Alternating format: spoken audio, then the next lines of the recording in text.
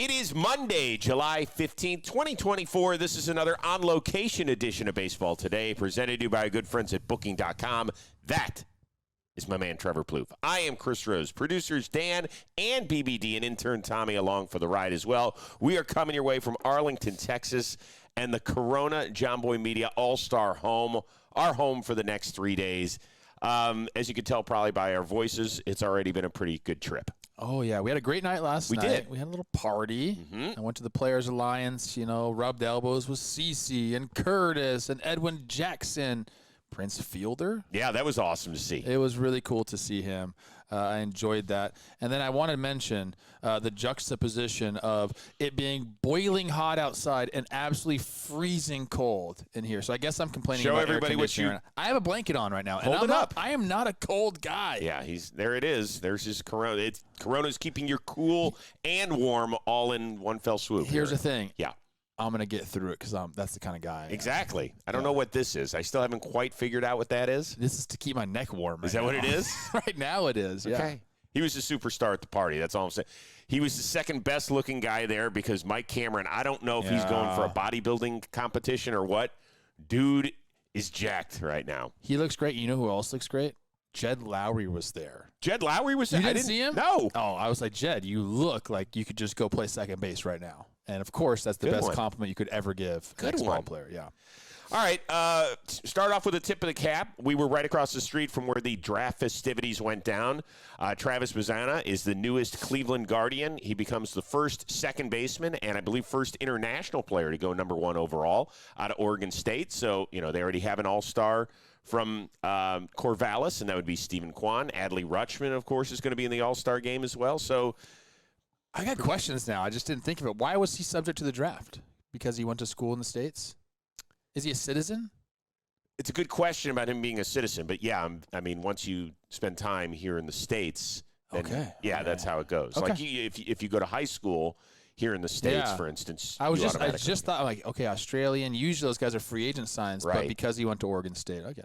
Great. Good for him. All right, so we are here. Last week we talked about maybe how this isn't the greatest home run derby field ever, but we said by Monday, when we're all ready to get going and hop on over to the stadium for the first time and all that sort of stuff, that we'd be super excited. What are you most looking forward to tonight in the field of 8? Usually for me, it's the hometown guy and the kind of pop that he brings, but I think you might be talking about that. So I'm going to go with what I think, the underdog. I want to see what Bobby Witt does. He's from Texas. Underdog. And interesting. Don't you think?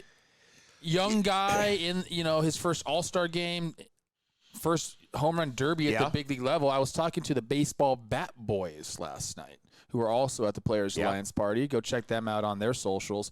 And they said, he went up against Reese Hines in a home run derby. And I don't know, maybe this was a minor league home run derby. No. Well, it was in D.C., I believe. At the All-Star game there, like 2018. They had a home run derby for what they have is they have the high school guys hit with aluminum bats. You'll see those guys tonight at some point. That's what it was. So he said that he put on an incredible display, or they said he put on an incredible display. And I wouldn't put that past Bobby Witt Jr. He's got all the skill to win this thing, but I'm going to be keeping a close eye on him. I want Gunnar Henderson to go off selfishly because we're going to be in right field. He's like the lefty. But I'm going to keep a close eye, and I'm excited to see Bobby Witt, to see how he kind of handles the moment, because it's all fun and dandy. You want to be in a home run derby. You think it's just like BP. When they take the turtle off and you're out there by yourself, I've done home run derbies before. It's a completely different feeling. Well, there was that video of him practicing this past week at Camden Yards without the turtle. By the way, who's going to be most aggressive out of our group? Is it strictly you? Is somebody else going to kind of surprise us? I think you're the only one that consistently brings a mitt. Like, I didn't see Zoe or Jack. They got mitts. They did? They got mitts, yeah. Once Zach Hampel just buried me. Yeah, he did. Going right in my face in Colorado, I've kind of been like, I just backed down a little bit. I know my place now. Okay. For me, it is. I kind of stole your thunder a little bit with Adolis Garcia. His second time now in the home run derby. Last year, he bowed out against his old buddy, Randy Arozarena, in part because we're not here to point fingers, but Tony Beasley did not have a great throwing day. He's a great, great coach. He sings the national anthem. He's a good, good dude. he did not have a good day. So I don't expect him to get another crack at it tonight. But Garcia is a guy who did not even have a good first half for the defending World Series champs. And a lot of people are scared to do this thing because they're afraid it'll affect their swing. They'll be too tired, all sorts of excuses. I think he can use this to catapult himself to a really good second half of 2024. So I'll be fascinated to see. The place is electric. Now, only twice before has a hometown hero won this thing. Do you know who they are? Todd Frazier. Yep. Oh. Really fun one just a couple years ago. Within the last 6 years. I don't know. Who is it? Bryce. Oh, yeah. Yeah, he wowed the crowd. So it hasn't happened a ton. There's only been 2 Texas Rangers, I believe, that have won this as well. Juan Gonzalez, Ruben Sierra. I think they both won it. So we'll see. And Josh Hamilton did not win it. Josh despite Hamilton what you think he didn't do it. His booth mate, That's Justin right. Morneau, won it that year. Everyone thinks Josh did. You brought up a good point about what I'm also like thinking about the pitchers. It's kind of like the biggest thing. Like you can either go, I'm getting my guy in here who dials me in, middle in freaking fastballs, or my brother, and he stinks. Like, I don't want that, guys. I get it's a special moment for you and your pops, but your pops better be able to throw strikes. Any interest in seeing Pete Alonso do this win it for a third time? Ken Griffey Jr. is the only person to do that. I'm not interested about him joining Griffey on the lures of the home run derby at all, but like Pete's a guy, he's built for this. Has it become? I think people have they loved it the first few times that he did it. Like it was almost but he hasn't won in 2 years. It's like redemption. I know. Back to back. Then was it Soto, Vlad? And then there was that Ken Rosenthal column in The Athletic, basically calling him out, saying that he's the reason that neither Nimmo nor Lindor made it. That there's like back channels between Alonso saying, okay, if you put me in the All-Star game, I'll do the Derby again. But all sorts of stuff. Like, no offense to Pete, I don't think he's great in it. Like I said, he's built for the home run derby, but I don't think he's like the biggest draw. No way. So I don't believe that at all. No. That was like a back channel. Got to get him in the game. I think didn't the players vote him in? I don't remember now. Yeah, okay. It'll be fun. We'll be doing our home run derby draft, so make sure you check that out on our social media channels as well. As for the unofficial first half wrapping up, probably the most interesting series we saw over the weekend was the one there in the American League East. Yankees took the first 2 games against the Orioles, and Baltimore was this close after blowing a 9th-inning lead against the Yanks to being swept in their home ballpark for the second straight series because the Cubs got them earlier in the week. And then, of course, this happened. Holmes. Mullins to left. Verdugo started in, and the Orioles are going to win it. Oh, my! Welcome to Club Sid. So, yeah, it was a couple of big misplays by the Yankees. Error by Volpe that would have ended the game. An easy little shovel that he could have had to second base to force him out. And then Verdugo going in, coming back. But all sorts of nastiness. Speaking of nastiness, we also had the bench-clearing brawl on Friday night. We had Aaron Judge go. What was the one memorable takeaway for you from that series?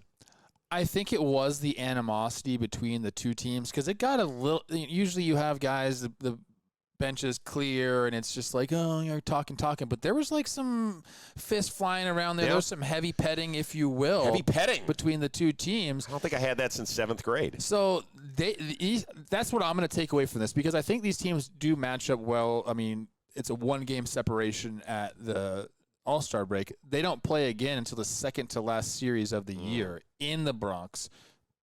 AL East on the line, most likely at that point. You'd like to think, you'd hope for baseball fans. That'd be awesome.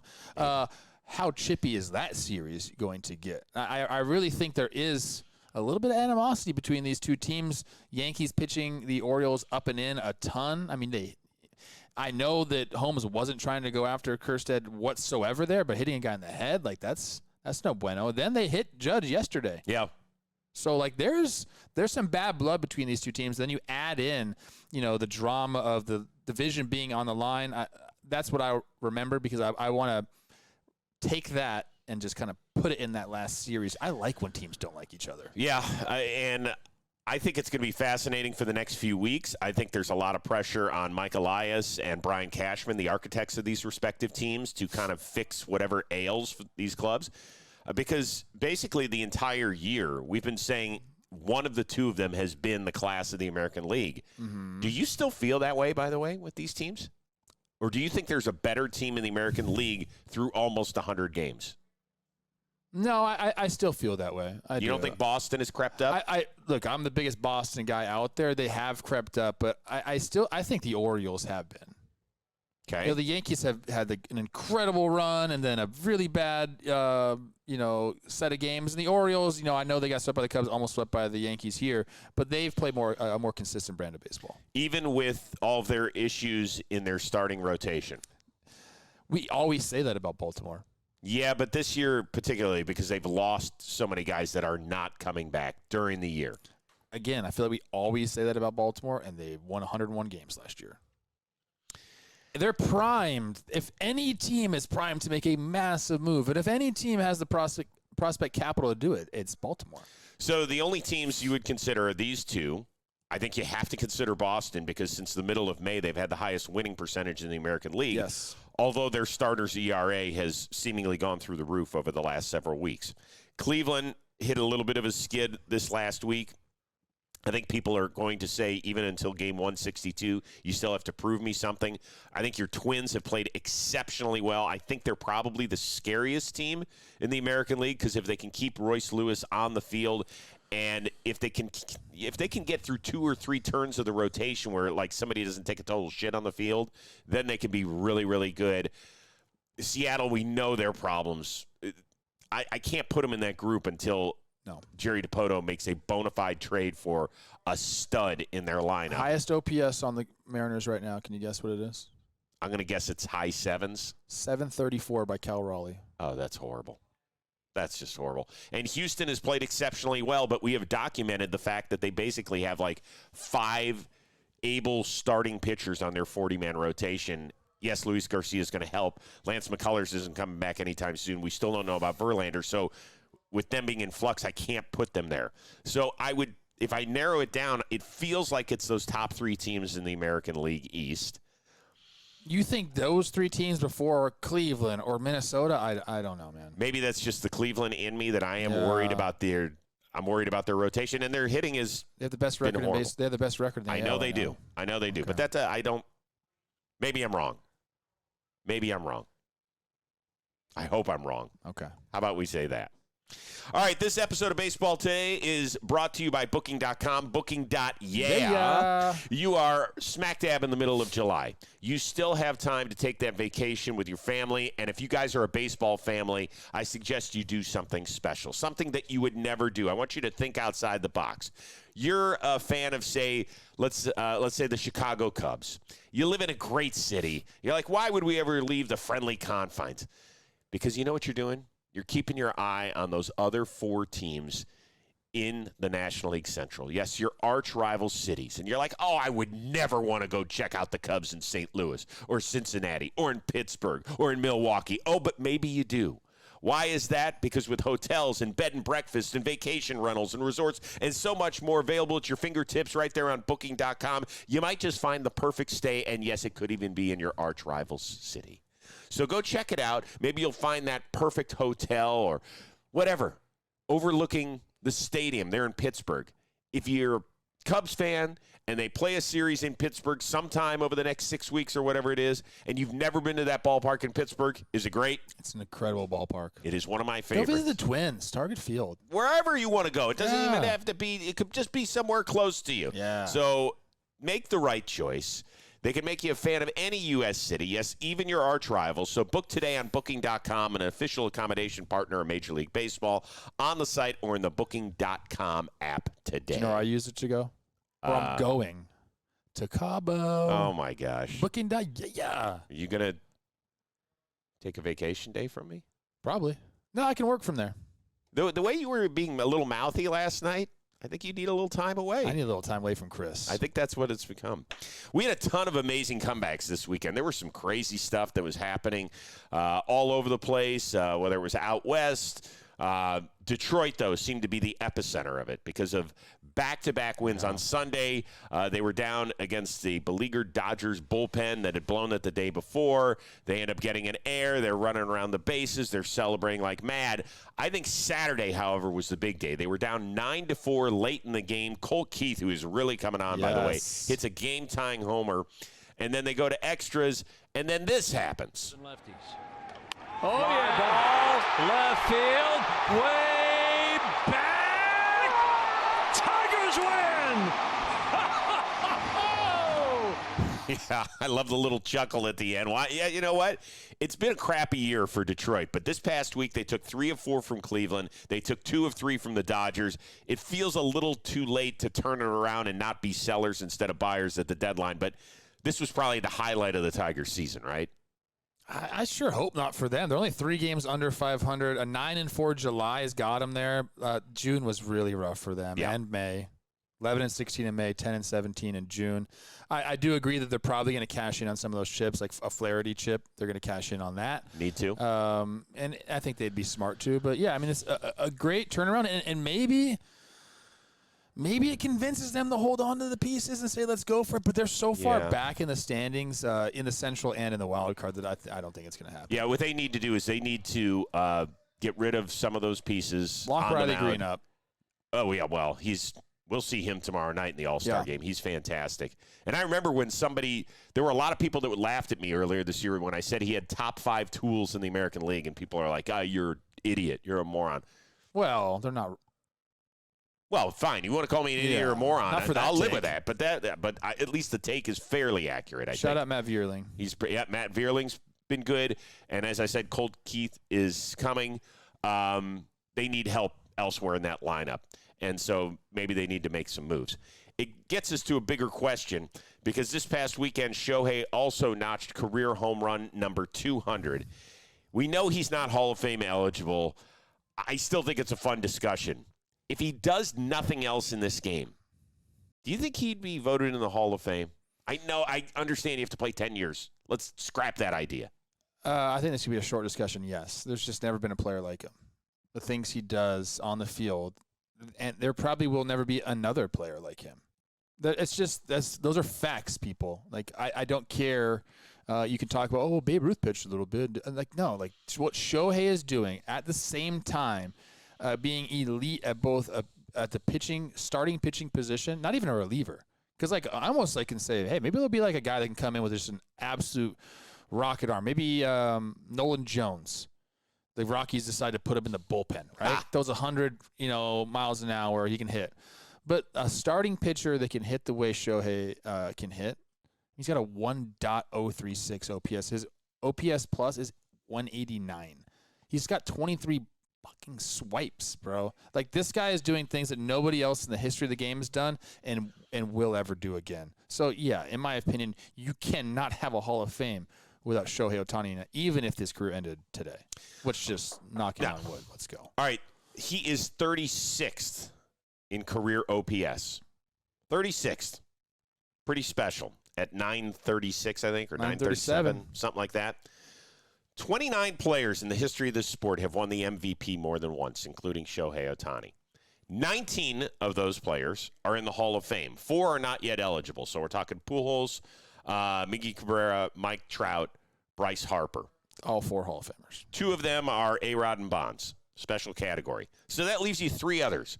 Juan Gonzalez, whom we mentioned earlier, and his name was in the Mitchell report. Very, very good player, but you've never had heard about him being mentioned in the Hall of Fame, whether it's because of the Mitchell report or something else. Roger Maris and Dale Murphy, who I believe should be a Hall of Famer. I obviously wasn't around for Maris. No jokes in the chat, please. Shohei Ohtani, I think, because of the number of injuries and nobody else has really popped on good teams in the National League, is about to win his 3rd MVP. I firmly believe that. And he is pitching. He's just doing it as a hitter.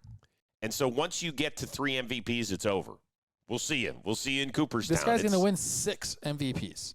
Do you think it's going to get that way? I think so. How could you I've said this many times on this program. How could you not give the guy that's elite at pitching and hitting the MVP? He's clearly the most valuable player. Well, it's Shohei fatigue is the only thing that can keep him from doing that. Do you think that him not pitching this year allowed people to look at him through a new lens, strictly as a hitter, and appreciate him more because of that. I don't know what lens they need to look at. No, but any lens you look at Shohei and you have to say, oh my gosh. Again, Chris, he's already got 29 home runs. Mm-hmm. He's got 69 runs driven in. BBD, nice. 23 swipes. He gets on base at a 400 clip. Like, he's doing everything that you can do on a baseball field. And yes, by the way, next year he'll be a Cy Young candidate, a top 5 Cy Young guy, because that's what he does. He has a 5.5 WAR, right? Isn't that what I'm seeing? A 5.5 WAR as a designated hitter. That is... Yes. It's hard to accumulate. That's hard to do. That is really hard to do. I know some people are like, oh, you talk about Shohei all the time. I'm sorry. When he hits a milestone, and when we're talking... I just want to tell you this. Once great players are gone, you can relive them as much as you want, their highlights on YouTube. To live through an experience of seeing somebody's career from beginning to end, some people are just like, oh, okay, whatever. Keep talking about Shohei. I want to talk about something else. You're not going to sit here and say, why didn't you talk more about the Pittsburgh Pirates or the Cleveland Guardians or the Milwaukee Brewers? You're going to be like, why didn't you focus more on Shohei Ohtani? He is that special. He is that good. I still stop and watch every one of his at-bats that I can. He's different. He's different. All right, the unofficial first half is over because we don't split the season at 81 games and call it a day. Most teams have played 95 plus or so. Give me your most surprising story in a good way and most surprising in a bad way. It could be team, it could be individual, whatever you want to go with. I was going between Milwaukee and Boston for my surprising in a good way, and then I decided to go Boston and then highlight one guy. I'm going Jarren Duran. The season that he's putting up right now is nuts. You just mentioned Shohei Ohtani, 5.4 WAR is what he has right now, Baseball Reference. Jarren Duran has a 5.1 B WAR right now. He's completely gone off. He's done everything well. He can play defense. He can run. He's mashing the ball right now. 342, 477, 820 for a guy that can steal bags and play defense and cause havoc on the base or just like on the baseball field in general. That's an incredible OPS. So I think he's been one of the biggest reasons for the Red Sox success, the turnaround of their season. I think they're 11 games over 500 as we enter the break. Like him and some of the young crop of guys, Wilyer Abreu, Rafaela, that whole kind of outfield there, Tyler O'Neill as well, you can throw him in. But I wanted to highlight Jarren Duran 'cause he's having a better season than I think anybody's really given him credit for. So last week, I think on Friday's show, we talked about Skeens being named the starter in the National League, and somebody in our comments section said, "How dare you not mention Reynaldo Lopez?" Or you don't, or maybe they tweeted at me or whatever. Said you don't consider him, and I said no, not one bit, because of the star status of Skeens. And I went back and I looked a little bit at Lopez's numbers and everything, and he did qualify now, so he is the ERA leader. Yes. He has saved Atlanta's ass in many, many ways. And not that he's been a good pitcher for a long time, but he really found himself in the bullpen. And once you find yourself there, you usually don't leave. Like, that is a vacation home you're going to stay in. You can't go check out another little villa or somewhere else that you found on Booking.com. You kind of pretty much have to stay in that lane. How many guys do we know of that have moved this far into their career? I know that Garrett Crochet is still kind of young, and they were still trying to figure out, so they were like, hey, let's go for it. How many teams are willing to give a free agent deal to him, to a successful reliever, and say, you're going to be a starter? Now, we've seen two do it this year, right? The Giants did it with Jordan Hicks, and the Braves have now done it with Reynaldo Lopez. Hicks was a little bit more of a leap of faith because he really had never been a starter at this level. For Lopez, it had been a while. He hadn't thrown more than 100 innings since 2019. This year, he's been great. More than two earned runs in a game only twice. He gave up just 3 each time. So he hasn't had that blow up. He's given them innings, and he has been fantastic. And he's going to get his crack tomorrow night at some point. I expect him to pitch. I like that. For my most disappointing part of the 2024 season, I'm going to the Toronto Blue Jays as a whole. Like a team, I know you had. Is that to rub it in my face as my World really Series not, prediction? How could it not be? It's horrible. Like They've spent money on this roster. They went and invested in the pitching staff. And just no part of their team has been good. The bullpen has been injured, but it's been bad. 29th in ERA, 25th in WHIP. The offense has been non-existent. The only player they have with an OPS in the 8s is Vlad, and he had to go off last month to get it there. They're 24th in runs scored, 26th in homers, 28th in stolen bases. They're not doing anything well offensively. So to me, this is a team that had aspirations of winning the AL East, had aspirations of getting into the playoffs, making noise. They have a core. We talk about the Tigers all the time about their missed core, they misread their window or whatever. I don't think they're on that level, but we're getting to that point where they've misread this core and they just didn't either surround the guys with enough talent or it just wasn't the core that they thought it was going to be. We thought that maybe bringing in a guy like Justin Turner would be the glue for a team that was very talented. I mean, they did make the playoffs last year, and then they didn't freaking score a run against the Twins or something like that. It is as shocking a story as there is. I think you nailed that one. I think guys are going to be flying off the shelves. Maybe it's not Vladdy. Maybe it's not Bo. I think Bassett is a coin flip as to whether or not he goes because I think he can really help some contenders, even though he's got a $22 million deal for next year. But I think there's going to be guys that are gone. I think Kikuchi's gone. I think Danny Jansen might have a chance to go. Some other dudes. Dude, they're been a mess. Where are they going after this? It's not like they have this plentiful farm system that gets on the horizon. No. They don't. No. Some of your main guys, you're either going to extend or you're going to get rid of them. I mean, you're going to extend Vladdy or Bo, but maybe you won't. Maybe it's time to pull the trigger and say, guys, get out of here. Let's start this. Start fresh. Yeah. Interesting. For me, and I feel terribly saying this, but he knows how bad the first half was. Corbin Carroll. Man, we watched him last year. And we watched that team make the run, and he was such a stud because he could do it all. He had 65 extra base hits last year, 54 steals. He was a 5.5 WAR player. Do you know what his WAR is this year? Look at that. 0.7. 0.7. It's been horrible. It's been an atrocity on every level, and you know that he's a grinder. I mean, he's a guy. He's a kid I interviewed last year on the Rose rotation. I was like, oh, I get it. I get it why they paid him those 9 figures right out the gate with virtually no service time at the big league level. You're like, this is it. This is going to happen. And it just hasn't been good. I was trying to look up because in my mind he's been going better as of late. He's had some games, but in July, I thought that's, let's just chop it down to the last 2 weeks. He's only 208, 278, 458 for a 736. So better. Is the BABIP the problem? Is that something that's going on here? I got to look it up more. But, yeah, he's been a disappointment. And for Arizona, I mean, they're a game above 500 right now. They need him to perform. Mm-hmm. If he comes back and is a guy like he was last year. Well, that's the thing. We saw Julio go off last year in the second half. And he's starting for to Seattle. As well. They could have been my – in first place, Seattle's offense could have made my most disappointing of 2024. Although, you kind of it's hard to say that when they're in first place. So to say you're most disappointing with something than when you're in first place. I know. Plus, with Arizona, hopefully they're going to be getting some arms back, right? We haven't seen Merrill Kelly since early in the season. They expect him hopefully in August. Zach Gallen's back now. That's good. We haven't seen Erod at all. Jordan Montgomery, who was a late signing and has been horrific for the most part. He ended up on the injured list. So if they can get some of that pitching and wake up Corbin Carroll for the second half, I think they're going to make some sort of run toward the wild card, but we'll see. Last thing, tons of shout-outs for home runs. Michael Toglia of the Rockies, a 3-homer game. By the way, I saw he's got 16 homers. Do you know how many hits he has this season?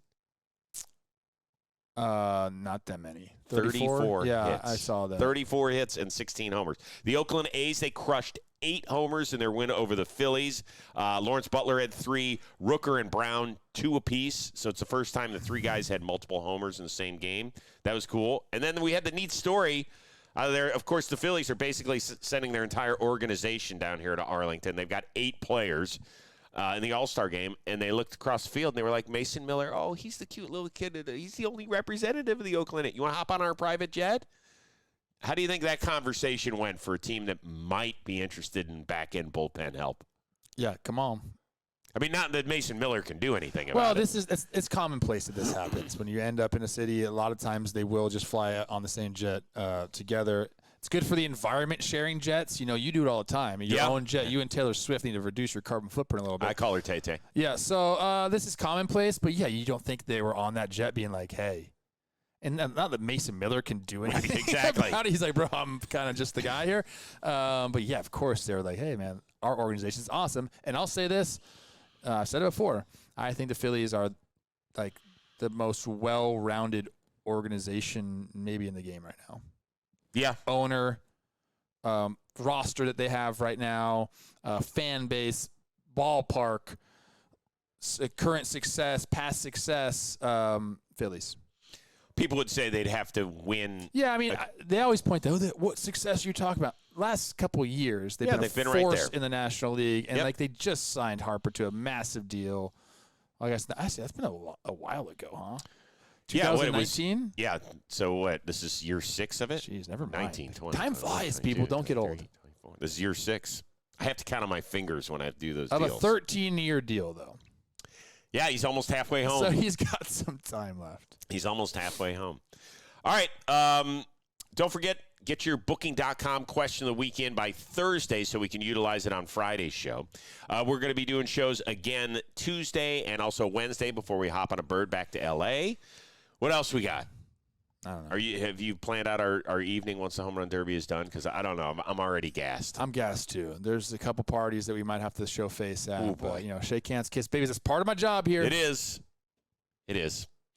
All right, shout out to our one-of-a-kind producer, Dan Rourke, and BBD, who's helping us on the ones and twos here in Arlington. Our amazing intern, Tommy Young, as well. This is the uber-talented Trevor Plouffe. I am Chris Rose. We will see you Tuesday here on Baseball Today, presented to you by Booking.com.